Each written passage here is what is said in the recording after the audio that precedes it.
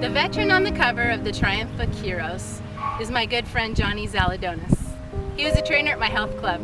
I actually didn't know him at first, but I noticed he had a tattoo on his arm of dog tags. I was working on this book at the time, and I thought there was probably a pretty good story behind that tattoo. Maybe he had lost a comrade in battle or something interesting. And so one day I got up the courage and I went up to the trainer's desk and I asked him about it. He said it was a tattoo that he got with his sister, who was shipping out to Iraq in the Navy as he was leaving with the Marines. And so they each had a tattoo of each other's dog tags on their form. But as I was working on the book, I really needed a model to create the cover. And so I asked Johnny if he would be willing to come with me to the photography studio and put on the uniform and create this silhouette for me. But as time went by, he was not in a place yet where he could tell his story. I could tell that he was troubled, and I wished so much that I could help him. I didn't know what was wrong, but I figured that it was probably having to do with his war experience. He's also on the cover of the Triumph program, Overcoming PTSD, where he sits back to back with a young child. I finished that book before I finished this one, and I brought it to him.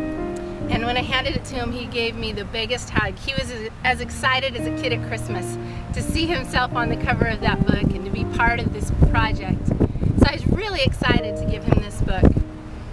Unfortunately, just 3 months before I finished the book, Johnny committed PTSD-induced suicide, and I was devastated. But I did end up being able to include his story in this book. Unfortunately, it's not the story that I wanted, but it's the story of veteran suicide. I have learned from writing this book that veterans are committing suicide at a rate of 18 per day, with 950 attempts per month. And those are just the ones we know about. I share the story of Johnny, who he was. And you know, even though he committed suicide, he was not a quitter. He played baseball. His mother was his coach all through his Little League years.